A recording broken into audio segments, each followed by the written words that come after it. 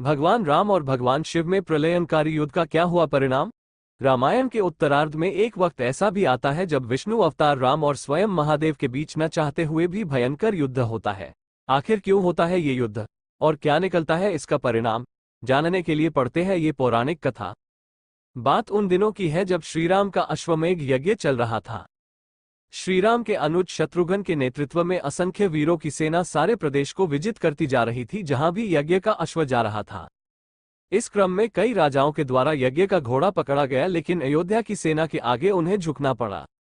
शत्रुघ्न के अलावा सेना में हनुमान, सुग्रीव और भारत पुत्र पुष्कल सहित कई महारथी उपस्थित थे जिन्हें जीतना देवताओं के लिए भी संभव नहीं था। कई जगह भ्रमण करने के बाद यज्ञ का घोड़ा देवपुर पहुंचा जहां राजा वीरमणि का राज्य था। राजा वीरमणि अति धर्मनिष्ठ तथा श्रीराम एवं महादेव के अनन्य भक्त थे। उनके दो पुत्र रुक्मांगद और शुभंगद वीरों में श्रेष्ठ थे। राजा वीरमणि के भाई वीर सिंह भी एक महारथी थे। राजा वीरमणि ने भगवान रुद्र की तपस्या कर उन्हें प्रसन्न किया था और महादेव ने उन्हें उनकी और उनके पूरे राज्य की रक्षा का वरदान दिया था। महादेव के द्वारा रक्षित होने के कारण कोई भी उनके राज्य पर आक्रमण करने का साहस नहीं करता था। जब अश्व उनके राज्य में पहुंचा तो राजा वीरमणि के पुत्र रुक्मांगद ने उसे बंदी बना लिया और अयोध्या के साधारण सैनिकों से कहा यज्ञ का घोड़ा उनके पास है, इसलिए वे जाकर शत्रुघ्न से कहें कि विधिवत युद्ध कर वो अपना अश्व छुड़ा ले। जब रुक्मांगद ने ये सूचना अपने पिता को दी तो वो बड़े चिंतित हुए और अपने पुत्र से कहा कि अनजाने में तुमने श्रीराम के यज्ञ का घोड़ा पकड़ लिया है। श्रीराम हमारे मित्र हैं और उनसे शत्रुता करने का कोई औचित्य नहीं है, इसलिए तुम यज्ञ का घोड़ा वापस लौटाओ। इस पर रुक्मांगद ने कहा कि हे पिताश्री, मैंने तो उन्हें युद्ध की चुनौती भी दे दी है, अतः अब उन्हें बिना युद्ध के अश्व लौटना हमारा और उनका दोनों का अपमान होगा। अब तो जो हो गया है उसे बदला नहीं जा सकता, इसलिए आप मुझे युद्ध की आज्ञा दें। पुत्र की बात सुनकर वीरमणि ने उसे सेना सुसज्जित करने की आज्ञा दे दी। राजा वीरमणि अपने भाई वीर सिंह और अपने दोनों पुत्र रुक्मांगद और शुभांगद के साथ विशाल सेना लेकर युद्ध क्षेत्र में आ गए। इधर जब शत्रुघ्न को सूचना मिली कि उनके यज्ञ का घोड़ा बंदी बना लिया गया है तो वो बहुत क्रोधित हुए एवं अपनी पूरी सेना के साथ युद्ध के लिए युद्ध क्षेत्र में आ गए। उन्होंने पूछा कि उनकी सेना से कौन अश्व को छुड़ाएगा, तो भारत पुत्र पुष्कल ने कहा कि तातश्री, आप चिंता न करें। आपके आशीर्वाद और श्रीराम के प्रताप से मैं आज ही इन सभी योद्धाओं को मारकर अश्व को मुक्त करता हूं। वे दोनों इस प्रकार बात कर रहे थे कि पवनसुत हनुमान ने कहा कि राजा वीरमणि के राज्य पर आक्रमण करना स्वयं परमपिता ब्रह्मा के लिए भी कठिन है, क्योंकि ये नगरी महाकाल द्वारा रक्षित है। अतः उचित यही होगा कि पहले हमें बातचीत द्वारा राजा वीरमणि को समझाना चाहिए और अगर हम न समझा पाए तो हमें श्रीराम को सूचित करना चाहिए। राजा वीरमणि श्रीराम का बहुत आदर करते हैं, इसलिए वे उनकी बात नहीं टाल पाएंगे। हनुमान की बात सुनकर शत्रुघ्न बोले कि हमारे रहते अगर श्रीराम को युद्ध भूमि में आना पड़े, ये हमारे लिए अत्यंत लज्जा की बात है। अब जो भी हो हमें युद्ध तो करना ही पड़ेगा। ये कहकर वे सेना सहित युद्ध भूमि में पहुंच गए। भयानक युद्ध छिड़ गया। भरत पुत्र पुष्कल सीधा जाकर राजा वीरमणि से भिड़ गया। दोनों अतुलनीय वीर थे। वे दोनों तरह तरह के शास्त्रार्थों का प्रयोग करते हुए युद्ध करने लगे। हनुमान राजा वीरमणि के भाई महापराक्रमी वीर सिंह से युद्ध करने लगे। रुक्मांगद और शुभांगद ने शत्रुघ्न पर धावा बोल दिया। पुष्कल और वीरमणि में बड़ा घमासान युद्ध हुआ। अंत में पुष्कल ने वीरमणि पर 8 नाराज बाणों से वार किया। इस वार को राजा वीरमणि सह नहीं पाए और मूर्छित होकर अपने रथ पर गिर पड़े। वीर सिंह ने हनुमान पर कई अस्त्रों का प्रयोग किया पर उन्हें कोई हानि न पहुंचा सके। हनुमान ने एक विकट पेड़ से वीर सिंह पर वार किया, इससे वीर सिंह रक्तमन करते हुए मूर्छित हो गए। उधर श्री शत्रुघ्न और राजा वीरमणि के पुत्रों में असाधारण युद्ध चल रहा था। अंत में कोई चारा न देखकर शत्रुघ्न ने दोनों भाइयों को नागपाश में बांध लिया।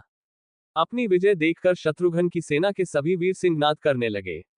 उधर राजा वीरमणि की मूर्छा दूर हुई तो उन्होंने देखा कि उनकी सेना हार के कगार पर है। ये देखकर उन्होंने भगवान रुद्र का स्मरण किया। महादेव ने अपने भक्त को मुसीबत में जानकर वीरभद्र के नेतृत्व में नंदी, भृंगी सहित सारे गणों को युद्ध क्षेत्र में भेज दिया। महाकाल के सारे अनुचर उनकी जय जयकार करते हुए अयोध्या की सेना पर टूट पड़े। शत्रुघ्न, हनुमान और बाकी योद्धाओं को लगा कि जैसे प्रलय आ गया हो। जब उन्होंने भयानक मुख वाले रुद्रावतार वीरभद्र, नंदी, भृंगी सहित महादेव की सेना देखी तो सारे सैनिक भय से कांप उठे। शत्रुघ्न ने हनुमान से कहा कि जिस वीरभद्र ने बात ही बात में दक्ष प्रजापति की मस्तक काट डाला था और जो तेज और समता में स्वयं महाकाल के समान है, उसे युद्ध में कैसे हराया जा सकता है। ये सुनकर पुष्कल ने कहा कि हे तातश्री, आप दुखी मत हो। अब तो जो भी हो हमें युद्ध तो करना ही पड़ेगा। ये कहता हुए पुष्कल वीरभद्र से, हनुमान नंदी से और शत्रुघ्न भृंगी से जा भिड़े। पुष्कल ने अपने सारे दिव्यास्त्रों का प्रयोग वीरभद्र पर कर दिया, लेकिन वीरभद्र ने बात ही बात में उसे काट दिया। उन्होंने पुष्कल से कहा कि हे बालक, अभी तुम्हारी आयु मृत्यु को प्राप्त होने की नहीं हुई है, इसलिए युद्ध क्षेत्र से हट जाओ। उसी समय पुष्कल ने वीरभद्र पर शक्ति से प्रहार किया, जो सीधे उनके मर्मस्थान पर जाकर लगा। इसके बाद वीरभद्र ने क्रोध से थर्राते हुए एक त्रिशूल से पुष्कल का मस्तक काट लिया और भयानक सिंहनाद किया। उधर भृंगी आदि गणों ने शत्रुघ्न पर भयानक आक्रमण कर दिया। अंत में भृंगी ने महादेव के दिए पाश में शत्रुघ्न को बांध दिया। हनुमान अपनी पूरी शक्ति से नंदी से युद्ध कर रहे थे। उन दोनों ने ऐसा युद्ध किया जैसा पहले किसी ने नहीं किया था। दोनों श्रीराम के भक्त थे और महादेव के तेज से उत्पन्न हुए थे। काफी देर लड़ने के बाद कोई और उपाय न देखकर नंदी ने शिवास्त्र के प्रयोग कर हनुमान को पराभूत कर दिया। अयोध्या के सेना की हार देखकर राजा वीरमणि की सेना में जबरदस्त उत्साह आ गया और वे बाकी बचे सैनिकों पर टूट पड़े। ये देखकर हनुमान ने शत्रुघ्न से कहा कि मैंने आपसे पहले ही कहा था कि ये नगरी महाकाल द्वारा रक्षित है, लेकिन आपने मेरी बात नहीं मानी। अब इस संकट से बचाव का एक ही उपाय कि हम सब श्रीराम को याद करें। ऐसा सुनते ही सारे सैनिक शत्रुघ्न, पुष्कल एवं हनुमान सहित श्रीराम को याद करने लगे। अपने भक्तों की पुकार सुनकर श्रीराम तत्काल ही लक्ष्मण और भरत के साथ वहां आ गए। अपने प्रभु को आया देख सभी हर्षित हो गए एवं सबको ये विश्वास हो गया कि अब हमारी विजय निश्चित है। श्रीराम के आने पर जैसे पूरी सेना में प्राण का संचार हो गया। श्रीराम ने सबसे पहले शत्रुघ्न को मुक्त कराया और उधर लक्ष्मण ने हनुमान को मुक्त करा दिया। जब श्रीराम, लक्ष्मण और श्री भरत ने देखा कि पुष्कल मृत्यु को प्राप्त हो चुके हैं तो उन्हें बड़ा दुख हुआ। भरत तो शोक में मूर्छित हो गए। श्रीराम ने क्रोध में आकर वीरभद्र से कहा कि तुमने जिस प्रकार पुष्कल का वध किया है उसी प्रकार अब अपने जीवन का भी अंत समझो। ऐसा कहते हुए श्रीराम ने सारी सेना के साथ शिवगणों पर धावा बोल दिया। जल्द ही उन्हें ये पता चल गया कि शिवगणों पर साधारण अस्त्र बेकार है, इसलिए उन्होंने महर्षि विश्वामित्र द्वारा प्रदान किए दिव्यास्त्रों से वीरभद्र और नंदी सहित सारी सेना को विदीर्ण कर दिया। श्रीराम के प्रताप से पार न पाते हुए सारे गणों ने एक स्वर में महादेव का आह्वान करना शुरू कर दिया। जब महादेव ने देखा कि उनकी सेना बड़े कष्ट में है तो वे स्वयं युद्ध क्षेत्र में प्रकट हुए। इस अद्भुत दृश्य को देखने के लिए परमपिता ब्रह्मा सहित सारे देवता आकाश में स्थित हो गए। जब महाकाल ने युद्ध क्षेत्र में प्रवेश किया तो उनके तेज से श्रीराम की सारी सेना मूर्छित हो गई। जब श्रीराम ने देखा कि स्वयं महादेव रणक्षेत्र में आए हैं तो उन्होंने शस्त्र का त्याग कर भगवान रुद्र को दंडवत प्रणाम किया एवं उनकी स्तुति की। उन्होंने महाकाल की स्तुति करते हुए कहा कि हे सारे ब्रह्मांड के स्वामी, आपके ही प्रताप से मैंने महापराक्रमी रावण का वध किया। आप स्वयं ज्योतिर्लिंग में रामेश्वरम में पधारे। हमारा जो भी बल है वो भी आपके आशीर्वाद के फलस्वरूप ही है। ये जो अश्वमेघ यज्ञ मैंने किया है वो भी आपकी ही इच्छा से ही हो रहा है, इसलिए हम पर कृपा करें और इस युद्ध का अंत करें।